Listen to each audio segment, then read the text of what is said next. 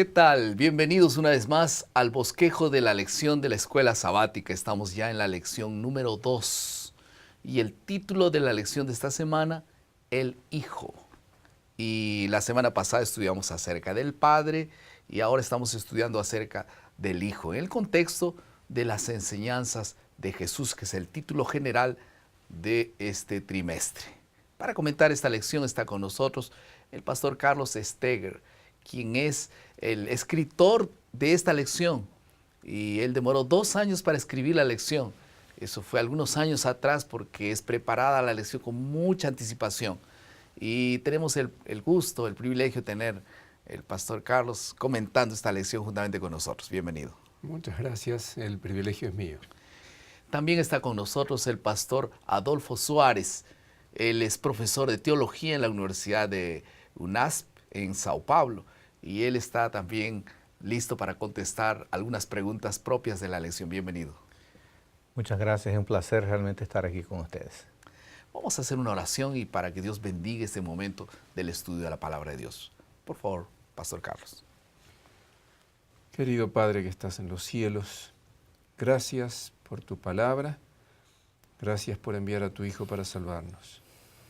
Pedimos que nos guíes al estudiar ahora este tema, que tu Espíritu Santo pueda estar presente y bendice a cada uno de los que escuchen este programa en el nombre de Jesús. Amén. Amén.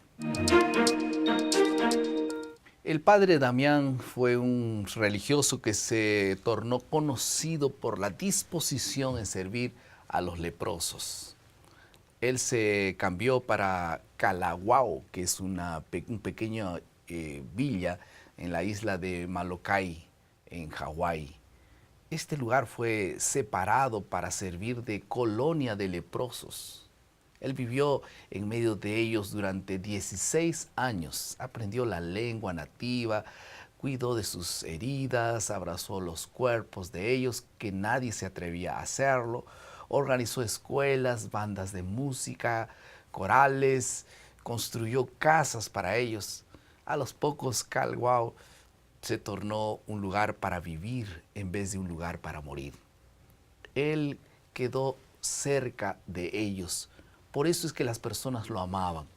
Entonces cierto día él se levantó y comenzó su sermón con 2 palabras. Él dijo, nosotros los leprosos, ahora él era uno de ellos. Apenas no quería ayudarlos, él era uno de ellos. Saben, cierto día Dios vino a esta tierra y comenzó su mensaje con 2 palabras. Nosotros, los humanos, lo que quiere decir Dios con nosotros. Ahora Él no estaba apenas queriendo ayudarnos. Él era uno de nosotros. Ahora Él estaba en la piel del ser humano. El enfoque de la lección de esta semana es reconocer que la naturaleza de Cristo ofrece a la humanidad tanto un amigo comprensivo cuanto un creador omnipotente, capaz de tornarse un divino sustituto de los pecadores. Vamos a pasar a la parte de la comprensión a continuación. Vamos a hablar de 2 temas en esta parte de la comprensión: la naturaleza de Jesús y el beneficio de la naturaleza doble de Jesús, porque era plenamente humano y plenamente Dios. La primera pregunta entonces es, Jesús tenía 2 naturalezas, era plenamente hombre y plenamente Dios. ¿Es así que describe la Biblia, pastor Adolfo? Sí, exactamente. En Juan capítulo 1, versículo 1 dice, en el principio era el verbo, y el verbo estaba con Dios, y el verbo era Dios. No hay duda ninguna respecto de la divinidad de Jesús. Y en el libro de Colosenses, capítulo 2, versículo 9, está escrito, porque en él habita corporalmente toda la plenitud de la deidad.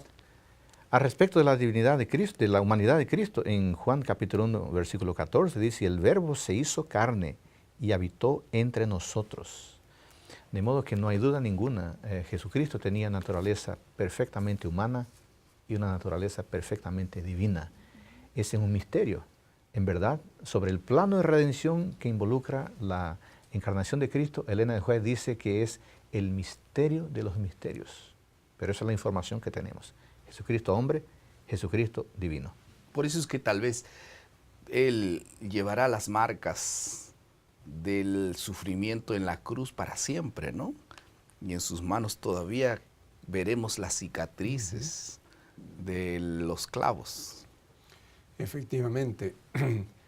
Y para mostrar estas dos naturalezas, Jesús hizo una cantidad de milagros, acciones, dijo una cantidad de cosas que dejaron bien en claro a sus oyentes que él era tanto un ser humano como Dios.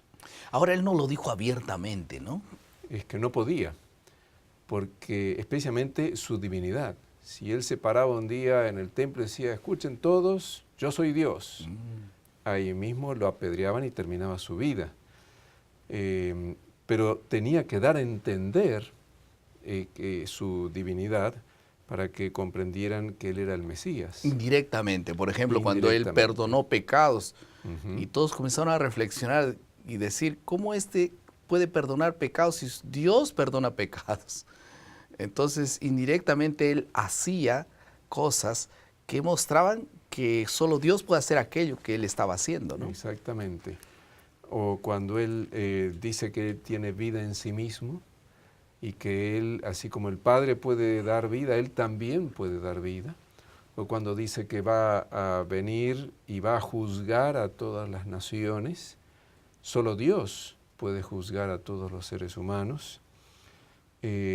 O cuando resucitó a los muertos, demostrando que Él tiene poder sobre la muerte.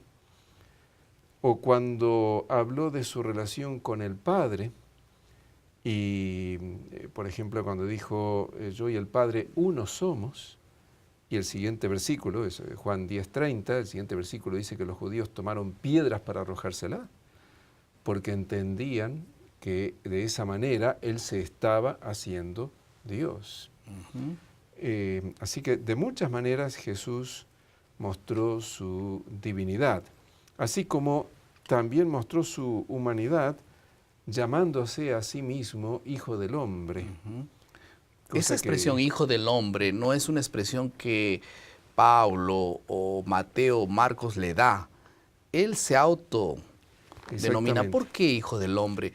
¿Cuál es la connotación de esa expresión? Esa es una expresión común en el Antiguo Testamento. Jesús conocía muy bien el Antiguo Testamento y de hecho citó muchísimas veces el Antiguo Testamento. En el Antiguo Testamento se usa casi siempre para referirse a un ser humano común, para mostrar que alguien es un ser humano como cualquier otro.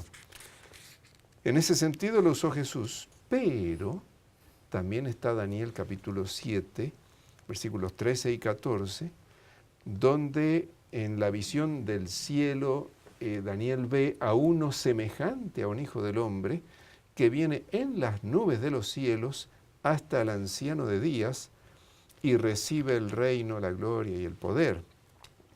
Los judíos siempre entendieron que ese hijo de hombre que venía en las nubes del cielo es el Mesías.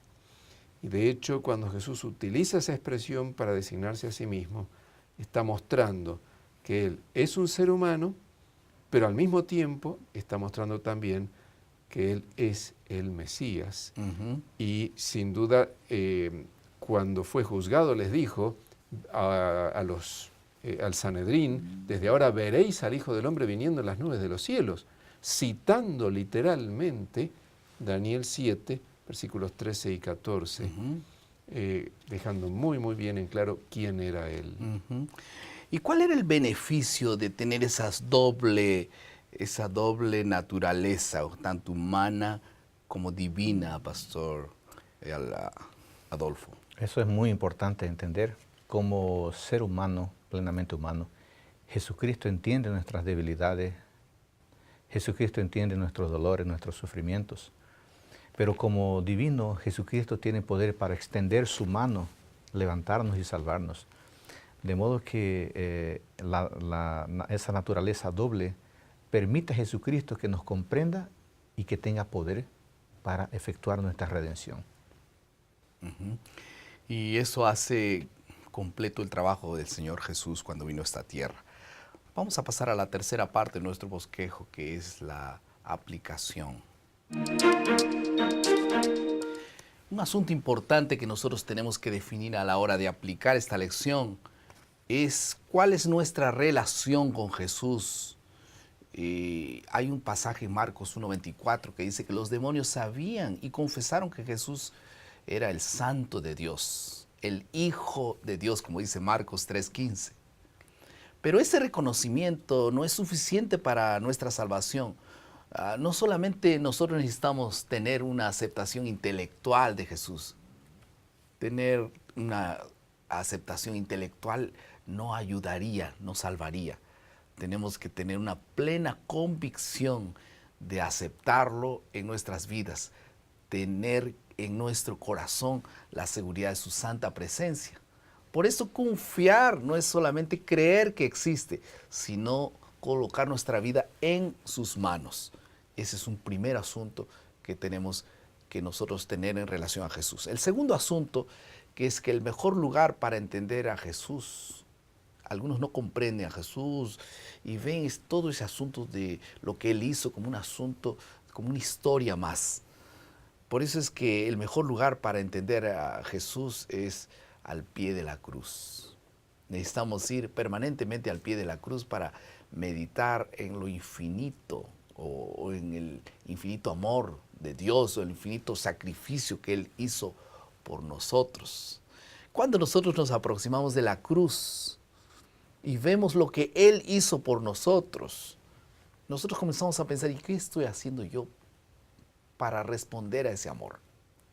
Ese es un asunto que nosotros tenemos que pensar siempre. Vamos a la última parte de nuestro bosquejo, que es la creatividad.